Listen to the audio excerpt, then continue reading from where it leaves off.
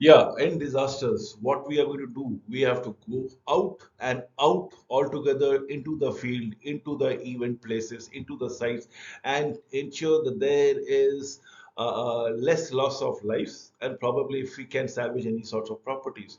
So, what are we talking about? We are talking about field skills. We are need to understand that it is at the site, at the helping hand, where we can make the most impactful impact as such. So yes, we'll talk about field skills in this short video for your understanding. So agenda is simple and straightforward. In disaster, what kind of clothing, what kind of equipment, what kind of encampment and expeditions are required. So you need to understand the personal clothing, the equipment for encampment and expedition. So explain the acronym COLD, COLD. What does it stands for? It will have three personal equipments that needs to be carried at all times in your pockets, and explain what items should be packed for both daytime and night encampment. So what we need to go understand cold, understand three things that should be there in my pocket, and explain the times for daytime and overnight what items should be packed. Clothing. Remember, cold, we are talking about it. Clothing is what we are talking. In case if it is a hat, it should be wide brim with holes for ventilation. Will also offer protection from some sort of sun and definitely from rain. Wear any encampment to protect any exposures from sun. This is what we are required. The recommended hats that I'm trying to go around it. So if we have a hat like this, if it is a windy weather, you should always have a tying the knot. There should be perforation in the hat, so there is a quite a circulation of air. Hat should be wide because it protects you from sun radiation, and definitely to a certain extent from the rains thereby. Shells and jacket is the outermost layer. If we look it into it, the outermost layer, it might be the windiest of the thing, and the wind should not uh, get in close contact with your body. So if we can have an outermost layer which protects from the wind, probably from the rain and the snow, nothing like it. Protection of inner layers, as in what you wear inside your the outer layer, would call for wind, rain, and snow. And there can be a number of things. If you look into it, I can see a outer jacket, the inner jacket, and then there is a vest that goes around here as an innerwear. Insulations. See the number of things that goes around it. For the hard shell insulation, insulation layers, wind layer, and wool base layer. This are the number of insulation that a person needs to wear if the weather conditions are extreme altogether. So your warmest layers are to be used only in the cold weather. Shirts or tops, what you're going to put around it, choose moisture wicking fabric which can emit a lot of air circulations. In warm weather, long sleeves protect from suns and insects. In cold weather, long sleeves with can act as an insulation layer as always. So you need to understand a half-handed shirt will be good for your warm weathers.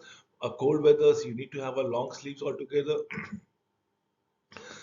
But ensure the fabric is made up of cotton. It breathes a lot. Undergarments, undershirts should also be of moisture wicking. Choose for comfort and practicality. Nothing can be oversized or undersized per se, perhaps, because that is only going to increase your discomfort. Now, why am I saying so? Because this is where it happens in disaster, and you are going to probably check for disaster victims. You are going for response and recovery mode. Pants should be full length at all times, irrespective of the weathers. Go down to your shoes, cover your ankles, everything should be covered. Adjust comfort waist, not too snug or too loose. Choose pants that are appropriate for weather conditions as on when on basis. Socks and footwear must provide appropriate insulation for activity. Most important for shoes and socks is to be proper fit to avoid any kind of blisters, any kind of sliders. So it should not be oversized, it cannot be undersized, it should be healthy, it should be fresh. Remember, during disaster and during encampment, you cannot leave your socks and shoes for open for most of the time, and you need to wear it almost 24 hours, almost 24 hours. So there is every chances of blister happening. So never wear a brand new shoes on an encampment, absolutely, because you will never know how comfortable that shoe is going to be. A new shoes takes time for it to get adapted to your feet altogether. So no new shoes, probably if you can use an old rug, but ensure that your foot is completely covered. So, how to pack? Be sure to consider what kind of terrain that we're talking about. It is it a valley that we're looking into it, side sort of forest? Is it the desert that we are going to go through it, or is it the mountainous region with a frigid climate? So please understand what we are looking. We are looking for temperature. We are looking for wind and windy chills, as the case might be. The precipitations, as in the moistures, or whether you will be sweating or not, the altitude at your workplaces in cases of disaster. So you need to consider your temperature, the wind chill, the precipitation, the altitude, the humidity that is made available. The UV index. What is UV index? Is ultraviolet rays. How strong the sun is, all about it. In case the sun is strong, you need to ensure that you wear a spec or a goggles so that your eyes remains protected. So question that you need to ask yourself time and again, what should be done? What will I need if there's a fluctuation in temperature, be it increase or decrease? And how likely is it going to happen? What kind of clothing do you have it? What will I need if it is a windy weathers? Will I need a windbreaker or a wind cheater or an extra warm layers, as the case might be? You need to answer such question before embarking on a disaster rescue mission. What will I need if it rains? What about if it snows?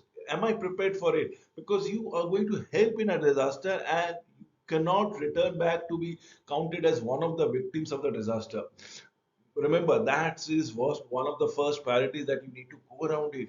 You should be working constructively. You are going to help the victims of the disaster, but in the process of helping, can you afford to become a victim yourself? Probably no. So you need to answer these questions before moving into altitude or staying in a places. If I'll be moving up or down the mountain, what will I need? What happens if humidity increases? How do I cope if there's a rain? How do I cope if it snows? How do I cope if there's an increase in temperature and humidity increases? What will I need if sun comes out stronger and the UV rays are prevalent? So remember the cold function. Did I say C stands for clean clothes? No matter what you are wearing, wear everything that is comfortable. It's not the fashion thing that should be in around it. Remember, you in a campsite, you are in a off-site location where disaster has happened. O is for overheating. Avoid overheating by utilizing clothing with built-in ventilations or cooling qualities. L, always loose layers. Dress in loose layers for comfort. And D is for dryness. So COLD, clean clothes, overheating, loose layers, and D for dryness. Stay dry. Choose moisture wicking fabrics. Your undergarments moisture wicking. Your whatever you're wearing should be moisture wicking. And always have extra sets of clothes in case something goes wrong, in case you get sweaty, in case something it gets stuck somewhere and the cloth tears away. So you never know, but that is what you should be prepared for it. So cold is for clean clothes, overheating, loose layers, and dry. Personal equipment, and how do we go across with the personal equipment, as the case might be. So must-haves, you have to have these three things: the matchboxes, the whistle, and the first aid things. So you have to have these three things all together: the whistles, the matchbox, and your first aid. If you don't have it, you are missing the point. You are not going to be of much of an help thereby. So additional equipments are something which I will always keep on doing. Is the stainless steel cup, knife, fork, spoon, KFS, if I say so. KFS stands for knife, fork, and spoon. A small tub, at least 2 by 2 meters, um, for somebody to lay down, probably sit back, probably a small towel for digging, swing kit, survival kit, hygiene product as and when required, your undergarments, perhaps your soaps, extra water bottle or canteen. So you see what we are looking into it. We have the swing kit out here. Absolutely, allow me to go around here.